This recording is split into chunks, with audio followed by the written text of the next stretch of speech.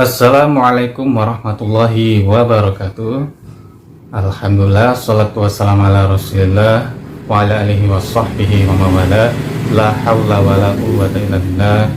Rabbi shrah li sadri wa yassir li amri wahlul 'uqdatam min lisani yafqahu qawli, amma ba'd.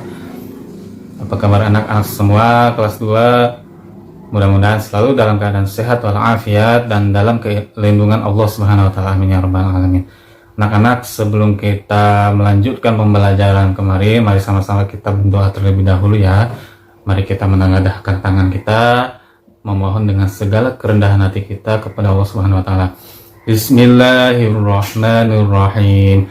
Raditu billahi rabba wa bil islami dina wa bi Muhammadin nabiyyan wa rasula. Rabbi zidni ilma warzuqni fahma. Amin ya rabbal alamin. Amin. Bapak akan sedikit mengulas kembali pertemuan yang kemarin. Kita belajar tema Nabi Muhammad SAW, panutanku, subtema sikap jujur Nabi Muhammad SAW. Ada yang tahu tidak contoh sikap jujur itu seperti apa? Ya anak-anak, ada kisah seorang siswa yang sedang bermain di lapangan. Dia menemukan uang yang dia tidak tahu siapa pemiliknya.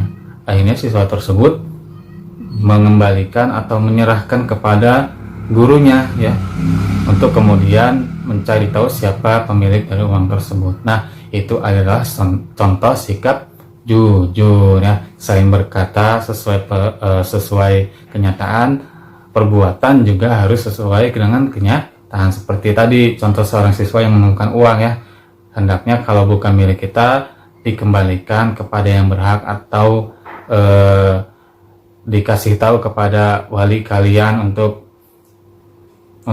mengumumkan kepada halayak ramai ya. Nah anak-anak, sekarang kita masuk ke subtema keuntungan sikap jujur ya. Nah anak-anak, kita punya cerita, Bapak bacakan ya. Ada seorang pemuda bernama Syekh Abdul Qadir Jailani. Dia ingin menuntut ilmu ke kota Baghdad. Dia meminta izin kepada ibunya, dan ibunya pun tentu mengizinkannya karena niat beliau adalah niat yang baik, walaupun jaraknya beratus-ratus kilometer dari rumahnya. Ibunya berpesan kepada Syekh Abdul Qadir, nah, kepada siapapun, dimanapun kamu berada, hendaklah kamu bersikap jujur. Itu pesan dari ibu Syekh Abdul Qadir ya. Hingga pada akhirnya Syekh Abdul Qadir berangkat bersama para pedagang ke kota Baghdad ya. Di tengah perjalanan Syekh Abdul Qadir dan para pedagang dihadang oleh para penyamun. Para pedagang semua hartanya habis ya, dirampas oleh para penyamun. Tetapi tidak ada yang berani mengusik Syekh Abdul Qadir. Kenapa?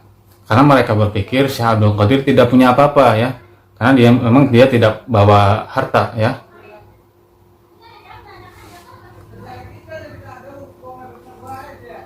Lalu salah seorang penyamun tersebut bertanya kepada Syekh Abdul Qadir, "Hai anak muda, apa yang ada padamu?" Lalu Syekh Abdul Qadir menjawab, "Aku punya 40 dirham di dalam pakaianku." Seketika para penyamun itu tidak percaya ya.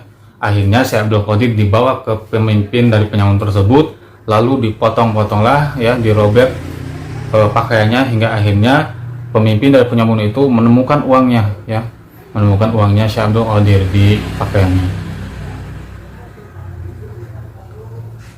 Pemimpin itu pun langsung bertanya kepada Syekh Abdul Qadir, "Kenapa engkau berkata jujur, padahal engkau mengetahui bahwa 40 dirham uangmu itu akan aku rampas?" kata pemimpin penyamun tersebut. Lalu Syekh Abdul Qadir menimpali bahwa, "Aku telah berjanji kepada ibuku untuk berkata jujur dimanapun aku berada, apapun keadaannya. Karena dengan berbohong, orang tidak akan lagi percaya kepadaku. Padahal kepergianku ke Baghdad untuk mencari ilmu kepada orang awam Aku ingin orang-orang selalu mempercayaiku. Ketika mendengar Abdul Qadir menyampaikan alasan kejujurannya, pemimpin itu tersadar ya, pemimpin Penyamun itu tersadar. Dia pun menangis, menginsafi kesalahannya ya. Dia bersumpah tidak akan merampok lagi. Penyamun itu bertobat di hadapan Syekh Abdul Qadir, lalu diikutilah oleh para pengikut dari Penyamun tersebut. Ya anak-anak, hikmah dari kisah tersebut adalah kejujuran itu dapat membawa manfaat ya. Manfaatnya apa sih Pak? Yang pertama, hati kita itu menjadi lebih tenang ya.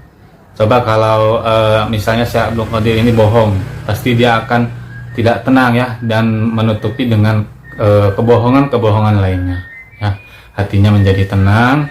Lalu kedua, dapat membawa kebaikan bagi orang lain. Seperti tadi contohnya ya, Syekh Abdul Qadir tadi membuat akhirnya pemimpin Penyamun dan para Penyamun pengikutnya itu akhirnya sadar ya, akhirnya mereka bertobat. Itu kebaikan bagi orang lain. Dan kebaikan ketika seorang siswa mengembalikan uang yang ditemukannya itu, kebaikannya adalah uang tersebut kembali lagi kepada pemiliknya dan lebih bermanfaat ya. Nah, anak-anak, ketika sikap kalian menemukan uang di jalan atau dimanapun, apa yang harus kalian lakukan ya? Hendaknya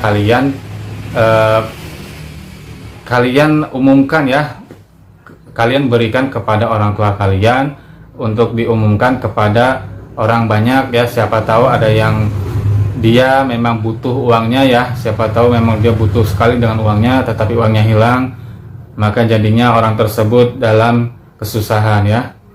Seperti itu anak-anak.